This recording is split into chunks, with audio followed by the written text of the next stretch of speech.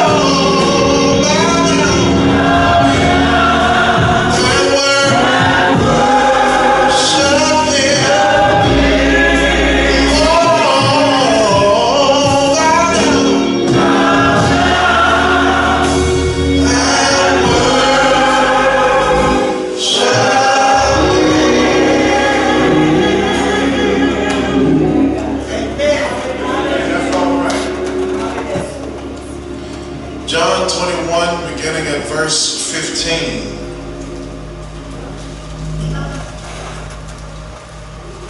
So when they had dined, Jesus said to Simon Peter, Simon, son of Jonas, lovest thou me more than these? He said unto them, Yea, Lord, thou knowest that I love thee. He said unto him, Feed my lambs. He said to him again the second time, Simon, son of Jonah, lovest thou me? He said unto him, Yea, Lord, thou knowest that I love thee. He said unto him, Feed my sheep. He said unto him the third time, Simon, son of Jonah, lovest thou me? Peter was grieved because he said unto him the third time, Lovest thou me? And he said, Lord, thou knowest all things. Thou knowest that I love thee. Jesus said unto him, Feed my sheep. My God. Amen. Amen. I want to preach from the subject, viewing love from up close. Viewing love from up close. Won't you repeat it after me this time? Viewing love from up close. Amen. You may be seated.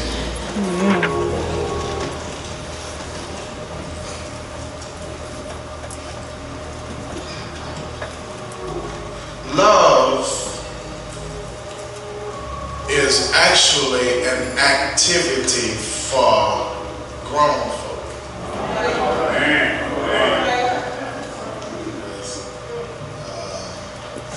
Immaturity leaves space for selfishness. But love makes little to no room for self-centered ambition. Selflessness, not selfishness, but selflessness childlessness is a mature activity. Some folk can't love because they won't grow up. For some, it doesn't happen until they become a parent. And once they become a parent, it gives birth to selfless, mature, and true love. Unfortunately, though, in our modern culture, often even being a parent does not birth true love in parents. Because instead of loving their children, many will use their children to feel love. That's why so many parents will choose to be friends with their children instead of parents to their children. That child is respectful. There's nothing wrong with getting along with the child, but the child has to be reminded that I ain't your peer. That's right. Amen. If you ever get out of line, I know how to pull rank. But some parents, more commonly in this modern culture, will use children to feel loved instead of loving their children, because even though they birth children, they still haven't grown up. True love does not require reciprocity in order to exist. In other words, you ain't got to love me back. I can love you anyway. True love does not wait for a reaction to decide whether or not it's going to exist.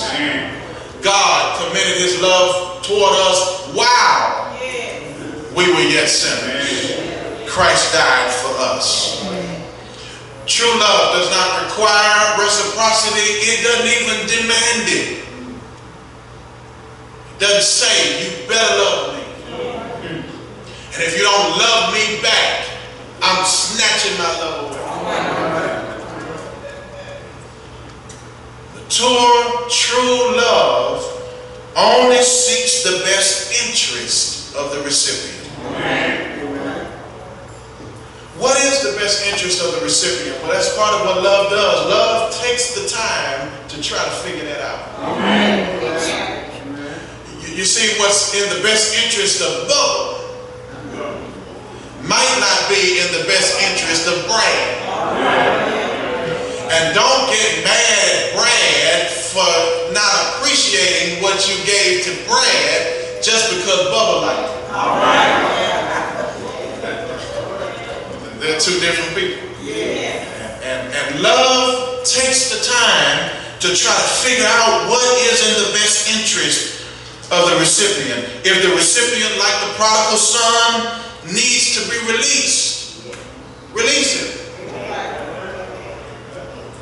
If the recipient, like the thief on the cross, needs acceptance, give gracious acceptance.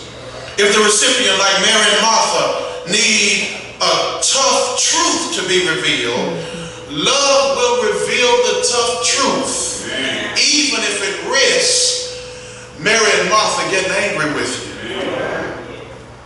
Love seeks the best interest of the recipient.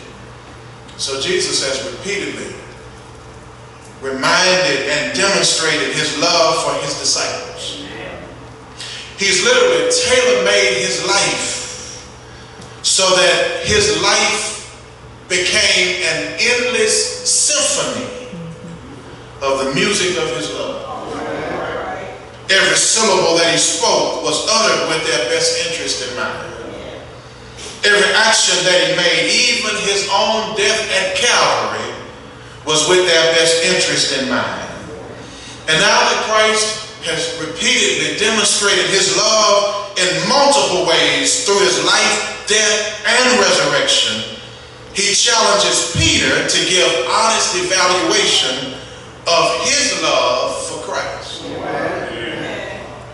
So you can get comfortable with a one-way street and start thinking that it's mutual regard because you are the beneficiary. So Jesus challenges Peter to give an assessment of his love. Simon, son of Jonah, lovest thou me more than these? It is a comparative love. Side your love for me, Christ is saying, aside from your love for someone else. See, sometimes we love, but we love deeper for the opposition. We love God, but we love the world more. Help me if you can. We love the word of God, but we love gossip more. We love certain people, but we love the power of being able to distance ourselves from them for control more. So Jesus gives this comparative love. Christ calls Simon by name. Simon, which is really Simon Bar-Jonah. Simon Bar-Jonah. No ambiguity in this discussion. Simon Bar-Jonah. I know your bloodline. I know your culture. I know your experience. Am I your priority? All right. Very few people would be brazen and bold enough to say, I don't love God. Most people would say they love God. But the question is he your priority? That's all a part of ministry or any movement. The question is, where does your priority lie? Oh, and if you heard me like I wish you heard me, I could stop right there for the week.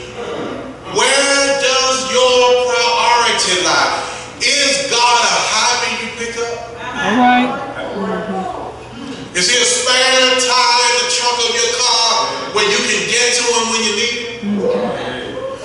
Where is your priority? Do you love me more? Yeah. All right. See, purpose and priority are necessary items for leadership in any serious cause. Preacher, Reverend Brother Peter, do you love me more than these? Am I your priority? Oh, my brother, oh, my sister in Christ, is Christ your priority? All right. Do you love me more than these? Do you love me more? Am I a priority over these other alliances you have? Am I a priority supreme beyond your loyalty to everything else? Do you love me more than you love your paycheck? All right.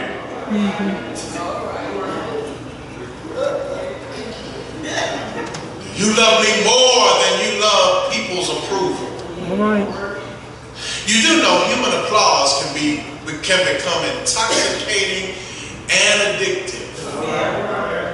Do you love me more than OPP? Other people's praise? Or other people's possessions? You see, noble ministry can be eclipsed by personal pursuits for people's praise. Oh, I wish y'all had helped me here. It's so easy, y'all. It can happen.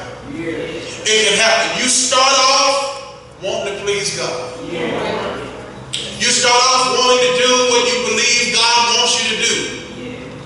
And because your intentions are noble, you assume that the folk will cheer you on instantaneously. Sometimes they start off cheering you on to get you motivated, and about a month later they fall off the bandwagon. They got other things to do. Sometimes they don't even start with you because there are some people who will smile in your face and say, I'm so happy for you. And as soon as you walk by, they say they ain't got no business trying to do that. And when you start off nobly with pure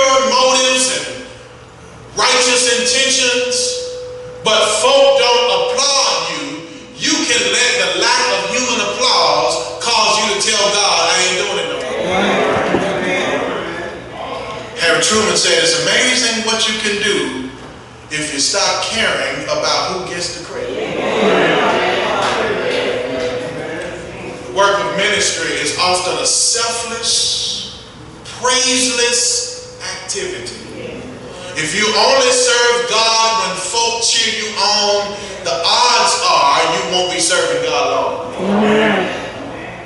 Because even if you do what you think you're doing, if you're doing it for human praise, you will probably get so distracted you're no longer doing what you're supposed to be doing. You're supposed to be teaching, but you're entertaining. Help me if you can. You're supposed to be giving biblical instruction, but you're giving your opinion.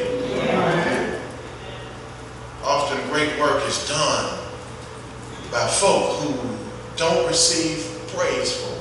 Amen. The fact of the matter is, oftentimes great work has been done by folk whose names have never been called. That's right. Amen. In 1 Kings 17, God sent the prophet Elijah to a widow woman's house to sustain him, but the Bible doesn't tell us her name. That's right. Amen. In Mark 7, Jesus honors a Syrophoenician woman's her faith, but we never are told her name.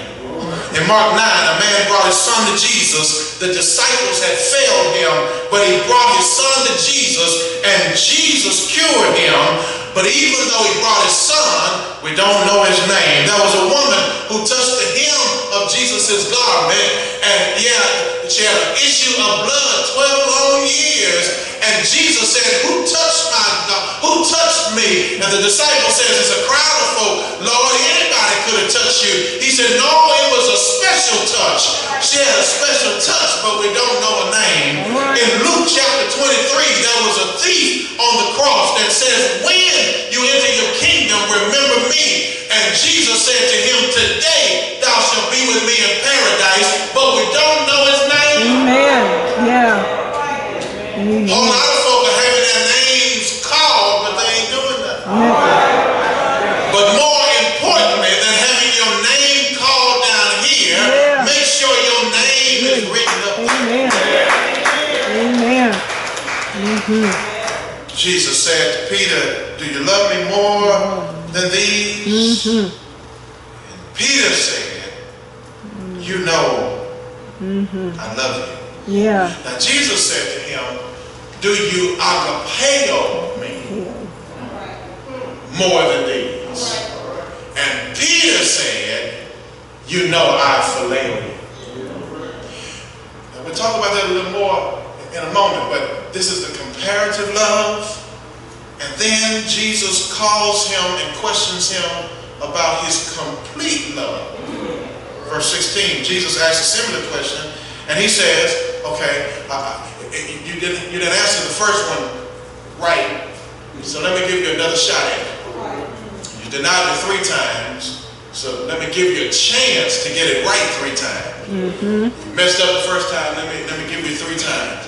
He says, first time I asked you, do you love me more than these? Agapeo, that is self-denial. It is a self-sacrificial love where you give of yourself without needing to see something in return. Jesus said, do you love me that way more than you do these? And he said, I phileo you. So Jesus says, well, let me ask you this, Peter, do you agapeo me? Not more, but do you just love me? All right. Like, I won't even ask you to compare your love for me to your love for some other alliance you have. Do you love me at all? Agapeo is a decisive act. It's not fueled by emotion like phileo. Agapeo is a decision to seek the best interest of others. All right. Agapeo is a decision that you make, not necessarily a desire you have. All right. So when you love your children, you don't feed them just when you feel like cooking. You don't feel like cooking today, so y'all gonna be hungry. No, it's a decisive act that I'm going to do what's in your best interest, even at my own expense. Now, phileo is a little different. Phileo is motivated often by emotion. this because I want to. I do this because it makes me happy. I do this because I like seeing the smile on your face. But if you stop smiling, I'm going to stop doing it. Agapeo is voluntary sacrifice. Peter says, Oada, you can see, you know, Oada, you know, you can watch me, you can see me, and you can tell that I phileo you. He's saying, Jesus, you know by watching me, we cool. You can watch me, Jesus, and tell we brothers.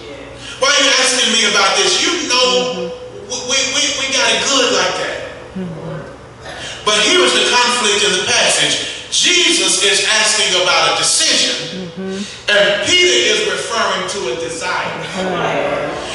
See, when folk love you phileo, then you can be loved for your performance. And when your performance starts waning, they turn on. Amen. There was a pastor right here in this city, a pastor in the church for over 30 years. And he became ill, so he did what was noble. He said to the church, he said, listen, I'm ill, and I don't have many more days here, so I'm going to retire. And y'all go and get you another pastor. They gave him a few dollars to survive, not expecting him to live much longer. His health improved. And they said to him, well, we can't keep giving you this money. So the best we can do is we need a custodian. You can be the custodian if you want to. That's phileo. As long as you're able to stand there and preach, as long as you're able to preach our funerals and to perform our weddings, we love you. But when you can't do that no more, phileo says you got to make it on your own. That's the kind of environment that breeds insecurity. You don't trust folk when you know they phileo you. Because you know they like you because you make them laugh. Come on, help me if you can. You know they like you because you got a good job, and when y'all hang out, they know you can cover the bill. Come on, help me somebody. They phileo you because being affiliated with you benefits them, but you know that you come on stage every time they come around, and the moment you're not able to do what you used to could do, they stop coming around. And so Jesus is asking him, do you phileo me? Or do you agapeo me? Are you fickle with your love? Are you temperamental with your love? Or are you faithful and trustworthy with your love? Agapeo can't fix everything, but it can live while things are broken. All right. Yeah. Oh, I said something now. Yeah. Some people think that when the Bible talks about love being the greatest of all these virtues, and that love will last and endure forever, that doesn't mean that love can fix every flaw. Amen. It just says that love won't die because the flaw exists. That you can be a part of a church and you know there are flaws in the church, but you love the church so much that you still will be faithful to the church despite its flaws. But when you phileo the church, you'll start shopping for churches every week. And when you see a flaw in this church, you leave that church and go to another church only to discover that church has flaws. So now you pop over to another church until you see it has flaws. That's phileo. That's temperamental. That's emotional. Jesus says, Peter, I'm going to leave here, and I can't leave this enterprise in your hands if you phileo me. Because you're going to be persecuted like me. He told him, just like verse 18, he says, verily, verily, I say unto you, when you were young, and you girded yourself, and walkest whither thou wouldest, but when thou shalt be old, thou shalt stretch forth thy hand, and another shall gird thee and carry thee whither thou wouldest not. He's saying to him, Peter, you young and spry now, but you're going to keep living, and one day you're going to be dependent on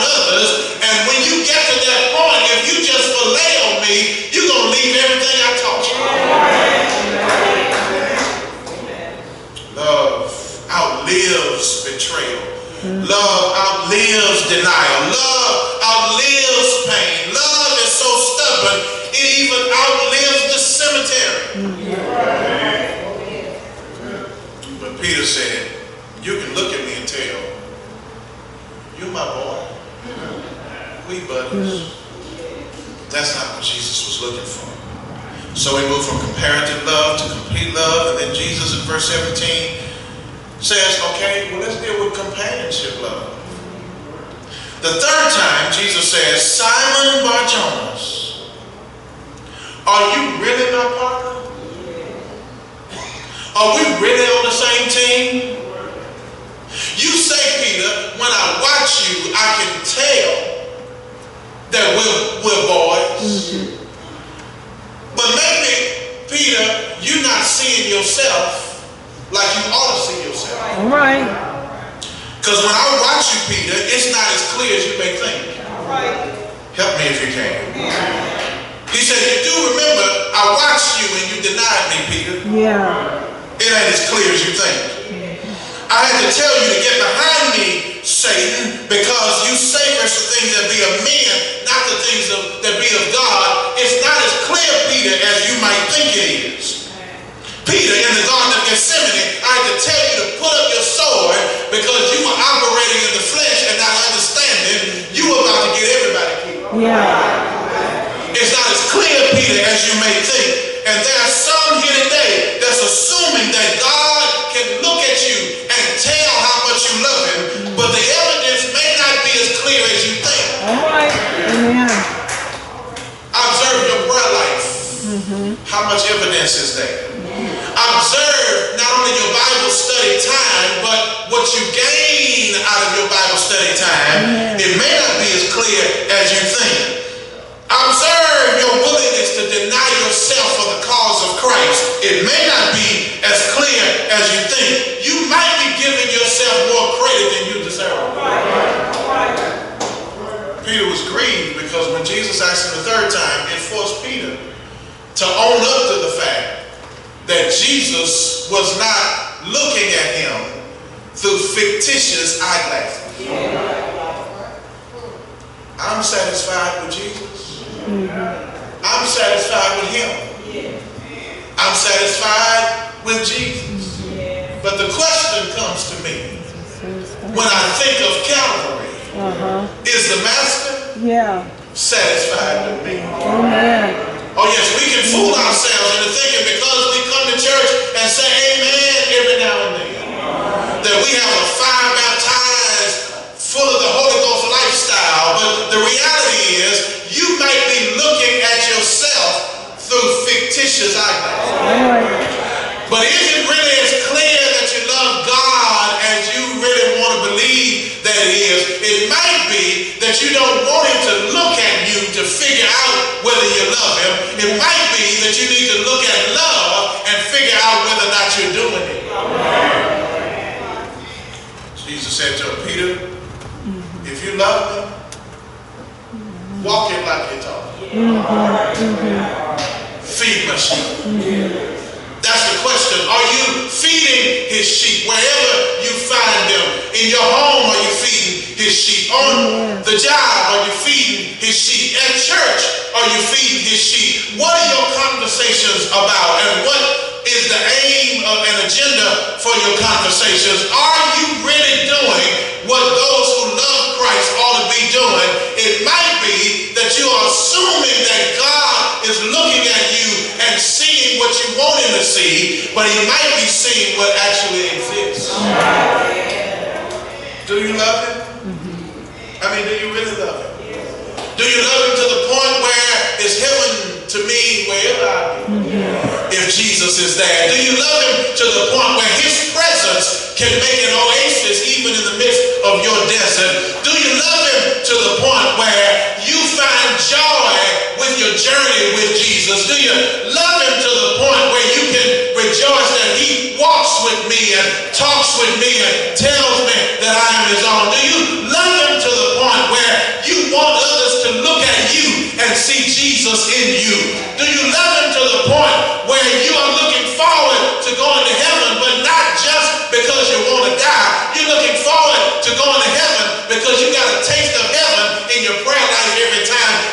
to him? Do you love him to the point where you can actually say to him, you are my priority. You above everyone else. You can have this whole world, just give me Jesus. 99 and a half won't do. I want to give him all. Yeah. Some don't love him enough to sweat in praise. Amen. Come on, help me if you can. Amen. You don't want your mascara to run. You don't want your tie to get crooked. You're more concerned with how you look around other folk. But I want to suggest to you, Jesus is looking for some people who will love him more than other people's praise. Amen. Oh yes, I'm Baptist born, Baptist bred. And when I die, I'll be Baptist dead. But I'm not so Baptist that I'm going to let Baptist folk tell me how to have a relationship with God. Amen. My relationship with God is more than my religion. My conversations with God is more than just what other people think about my relationship with him. I talked to him before I went to bed last night, and the first person I talked to when I woke up this morning was the Lord. Jesus is still on the main line, and I can call him up and tell him what I want. I need him, not just on Sundays. I need him every hour. He is the one that makes me feel rich when I don't have a dime. He is the one that wipes tears from my weeping eyes.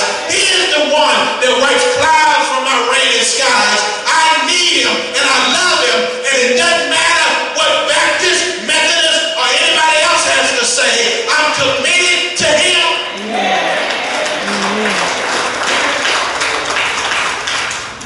So do you love him? More? More than other people's possessions? More than other people's praise? Amen.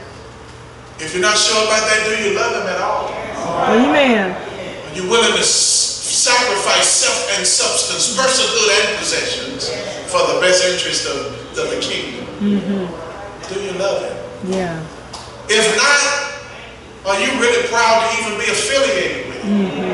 Because a whole lot of folk say they love him, but they don't want to come to church because they don't want to be branded as a church person. I'm going to tell you this, that some folk, believe it or not, who won't carry a Bible, won't help me now.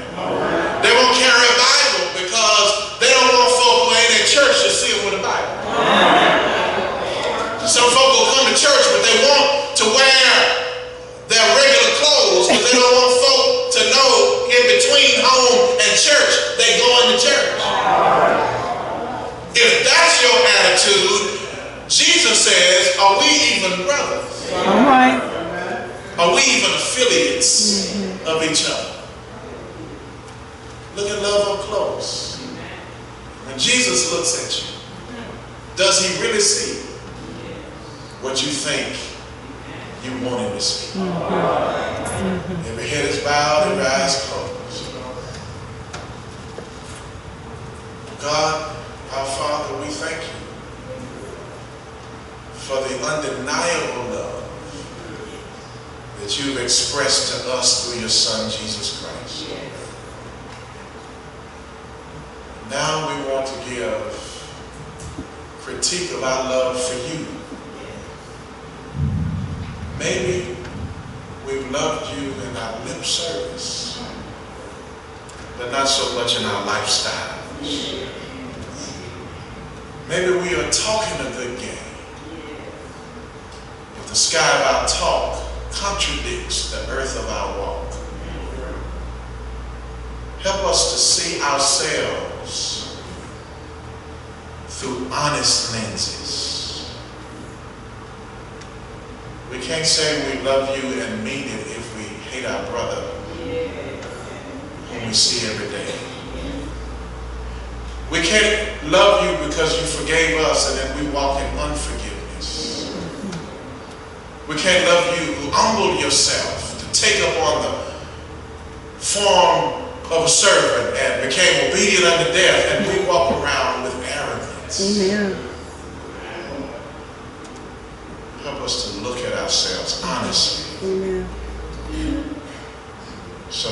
can see what is versus what we want others to believe exists. And so, Lord, as we have proclaimed your word, I pray that your spirit has quickened the hearts of each listener so that we would all give honest reflection and responses to ourselves and to you about our faithfulness to you, our God. It's in Jesus' name we pray. Amen. As we stand together, the privilege of the church is extended. The doors of the church are open. If there's any person here who has, first of all, never accepted the love of God, you can do that right